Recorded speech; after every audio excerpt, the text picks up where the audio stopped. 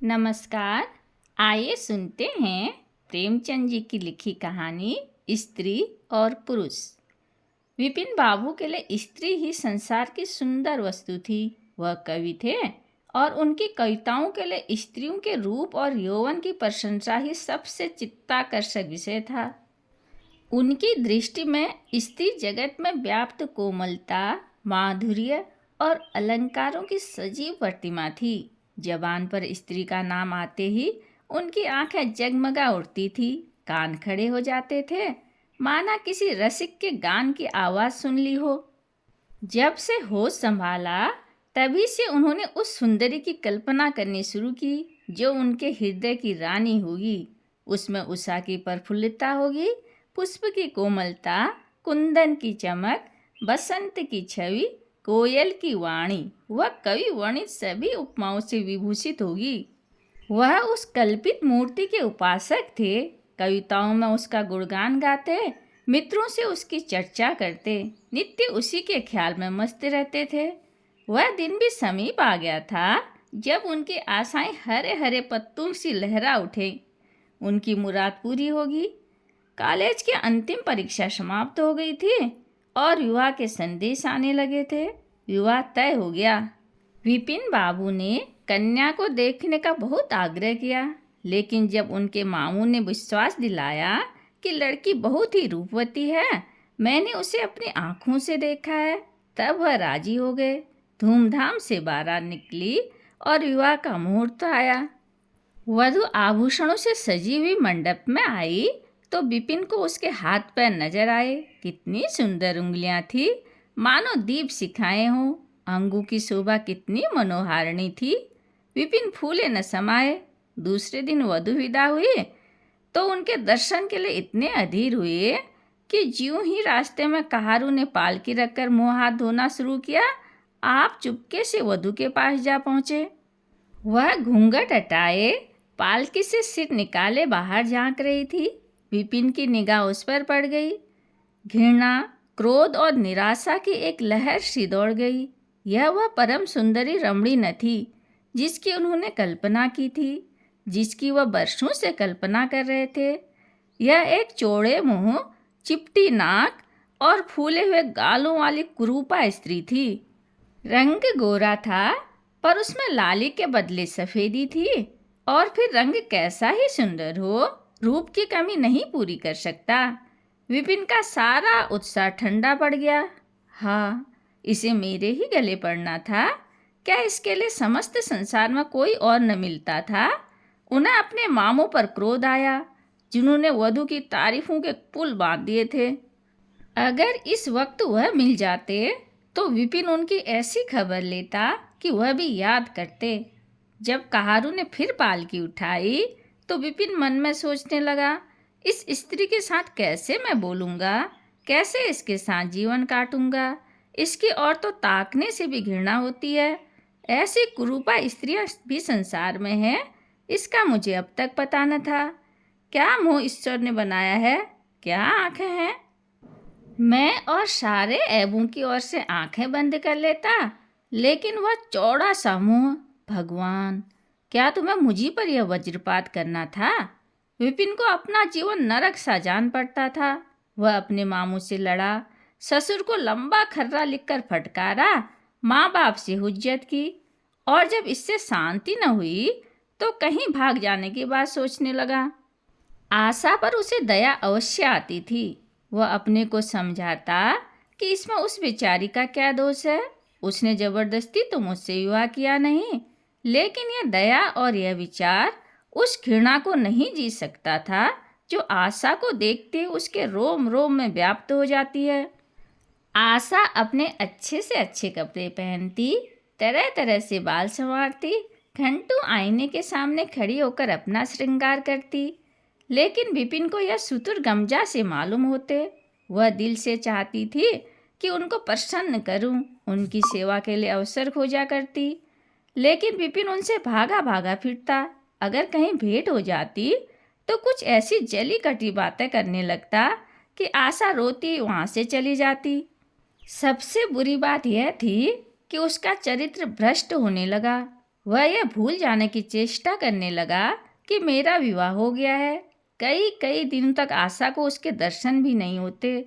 वह उसके कह की आवाज़ें बाहर से आती हुई सुनती, झरोखे से देखती कि वह दोस्तों के गले में हाथ डाले सैर करने जा रहे हैं, और तड़प कर रह जाती।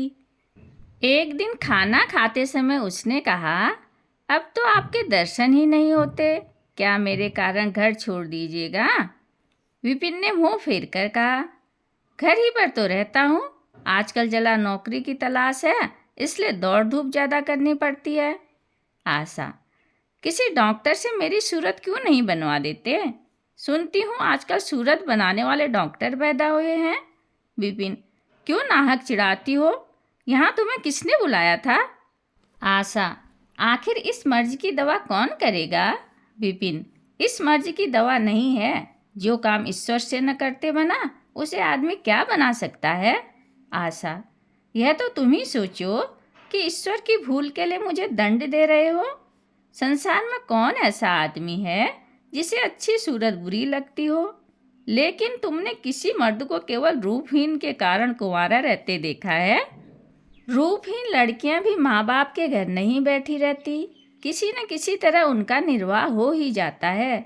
उनका पति उन पर प्राण न देता हो, लेकिन दूध की मक्खी नहीं समझता। विपिन ने झुंझला कर कहा, क्यों नाहक सिर खाती हो? मैं तुमसे बहस तो नहीं कर रहा हूँ। दिल पर जब्र नहीं किया जा सकता, और न दलीलों का उस पर कोई असर पड़ सकता है। मैं तुम्हें कुछ कहता तो नहीं हूँ, फिर तुम क्यों मुझसे हुज्जत करती हो? आशा यह झिड़की सुनकर चली गई। उसे मालूम हो गया कि उन्होंने मेरी ओर से सदा के लिए हृदय कठोर कर लिया है। विपिन तो रोज सैर सपाटे करते, कभी कभी रात भर गायब रहते। इधर आशा चिंता और नैराश्य से घुलते घुलते बीमार पड़ गई, लेकिन विपिन भूलकर भी उसे देखने न आता, सेवा करना तो दूर रहा। इतना ही नहीं, वह दिल में मनाता था कि वह मर जाती तो गला छूटता, अब की खूब देखभाल कर अपनी पसंद का विवाह करता। अब वह और भी खुल गया। पहले आशा से कुछ दबता था कि कोई मेरी चाल ढाल पर निगाह रखने वाला भी है, अब वह धड़का छूट गया। कुवासनाओं में ऐसा लिप्त हो गया कि मर्दाने कमरे में ही जमघट होने लगे। लेकिन विषय भोग में धन ही का सर्वनाश नहीं होता, इससे कहीं अधिक बुद्धि और बल का सर्वनाश होता है। विपिन का चेहरा पीला पड़ने लगा, देह भी क्षीण होने लगी, पसलियों की हड्डियां निकल आई, आँखों के इर्द गिर्द गड्ढे पड़ गए। अब वह पहले से कहीं ज़्यादा शौक करता, नित्य तेल लगाता, बाल बनवाता, कपड़े बदलता, किंतु मुख पर कांति न थी। रंग रोगन से क्या हो सकता? एक दिन आशा बरामदे में चारपाई पर लेटी हुई थी। इधर हफ्तों से उसने विपिन को न देखा था। उन्हें देखने की इच्छा हुई, उसे भय था कि वह न आएंगे, फिर भी वो मन को न रोक सकी, विपिन को बुला भेजा। विपिन को भी उस पर कुछ दया आ गई, आकर सामने खड़े हो गए। आशा ने उनके मुंह की ओर देखा तो चौंक पड़ी। वह इतने दुर्बल हो गए थे कि पहचानना मुश्किल था। बोली, क्या तुम बीमार हो? तुम तो मुझसे भी ज़्यादा घुल गए हो। विपिन, ओह, जिंदगी में रखा ही क्या है जिसके लिए जीने की फिक्र करूं? आशा, जीने की फिक्र न करने से कोई इतना दुबला नहीं हो जाता। तुम अपनी कोई दवा क्यों नहीं करते? यह कहकर उसने विपिन का दाहिना हाथ पकड़कर अपनी चारपाई पर बैठा लिया। विपिन ने भी हाथ छुड़ाने की चेष्टा न की। उसके स्वभाव में इस वक्त एक विशेष नम्रता थी जो आशा ने कभी न देखी थी। बातों से भी निराशा टपकती थी, अक्खड़पन था, क्रोध की गंध भी न थी। आशा को ऐसा मालूम हुआ कि उसकी आंखों में आंसू भरे हुए हैं। विपिन चारपाई पर बैठते हुए बोला, मेरी दवा अब मौत करेगी। मैं तुम्हें जलाने के लिए नहीं कहता, ईश्वर जानता है मैं तुम्हें चोट नहीं पहुंचाना चाहता। मैं अब ज़्यादा दिनों तक न जीऊँगा। मुझे किसी भयंकर रोग के लक्षण दिखाई दे रहे हैं। डॉक्टरों ने भी यही कहा है। मुझे खेद है कि मेरे हाथों तुम्हें कष्ट पहुंचा, पर क्षमा करना। कभी कभी बैठे बैठे मेरा दिल डूब जाता है, मूर्छा सी आ जाती है। यह कहते कहते एकाएक वह कांप उठे। सारी देह में सनसनी सी दौड़ गई। मूर्छित होकर चारपाई में गिर पड़े और हाथ पैर पटकने लगे। मुंह से फिचकुर निकलने लगा। सारी देह पसीने से तर हो गई। आशा का सारा रोग हवा हो गया। वह महीनों से बिस्तर न छोड़ सकी थी, पर इस समय उसके शिथिल अंगों में विचित्र स्फूर्ति दौड़ गई। उसने तेजी से उठकर विपिन को अच्छी तरह लेटा दिया और उसके मुख पर पानी के छींटे देने लगी। मैरी भी दौड़ी आई और पंखा झलने लगी। बाहर खबर हुई। मित्रों ने जल्दी से डॉक्टर को बुलवाया। बहुत यत्न करने पर भी विपिन ने आंख न खोली। संध्या होते होते उसका मुंह टेढ़ा हो गया और बायां अंग शून्य पड़ गया। हिलना तो दूर रहा, मुंह से बात निकालना भी मुश्किल हो गया। यह मूर्छा न थी, फालिज था। फालिज के भयंकर रोग में रोगी की सेवा करना आसान काम नहीं। उस पर आशा महीनों से बीमार थी, लेकिन इस रोग के सामने वह अपना रोग भूल गई। 15 दिन तक विपिन की हालत बहुत नाजुक रही। आशा दिन के दिन और रात की रात उसके पास बैठी रहती। उसके लिए पथ्य बनाना और उसे गोद में संभाल कर दवा पिलाना, उसके जरा जरा इशारे को समझना उसी जैसी धैर्यशील स्त्री का ही काम था। अपना सिर दर्द से फटा रहता, ज्वर से देह तपा करती, पर इसकी उसे जरा भी परवाह न थी। 15 दिन के बाद विपिन की हालत कुछ संभली। उसका दाहिना पैर तो लुंजी पड़ गया था, पर तोतली भाषा में कुछ बोलने लगे थे। सबसे बुरी गत उनके सुंदर मुख की हुई थी। वह इतना टेढ़ा हो गया कि जैसे कोई रबड़ के खिलौने को खींचकर बढ़ा दे। बैटरी की मदद से जरा देर के लिए बैठ या खड़े तो हो जाते थे, लेकिन चलने फिरने की ताकत न थी। एक दिन लेटे लेटे उन्हें न जाने क्या ख्याल आया। आईना उठाकर अपना मुंह देखने लगे। ऐसा कुरूप आदमी उन्होंने कभी न देखा था। आहिस्ता से बोले, आशा, ईश्वर ने मुझे गुरूर की सजा दी है। वास्तव में यह उसी बुराई का बदला है जो मैंने तुम्हारे साथ की। अब तुम अगर मेरा मुंह देखकर घृणा से मुंह फेर लो तो मुझे तुमसे जरा भी शिकायत न होगी। मैं चाहता हूँ कि तुम मुझसे उन दुर्व्यवहारों का बदला लो जो मैंने तुम्हारे साथ किए हैं। आशा ने पति की ओर कोमल भाव से देखते हुए कहा, मैं तो आपको अब भी उसी निगाह से देखती हूँ। मुझे तो आप में कोई अंतर नहीं दिखाई देता। विपिन, वाह, बंदर का सा मुंह हो गया है। तुम कहती हो कोई अंतर ही नहीं। मैं तो अब कभी बाहर न निकलूंगा। ईश्वर ने मुझे सचमुच दंड दिया। बहुत यत्न किए गए, पर विपिन का मुंह सीधा न हुआ। मुख का बायां भाग इतना टेढ़ा हो गया कि चेहरा देखकर डर मालूम होता था। हाँ, पैरों में इतनी शक्ति आ गई थी कि वह चलने फिरने लगे। आशा ने पति की बीमारी में देवी की मनौती की थी। आज उसी पूजा का उत्सव था। मोहल्ले की औरतें बनाव श्रृंगार किए जमा थी।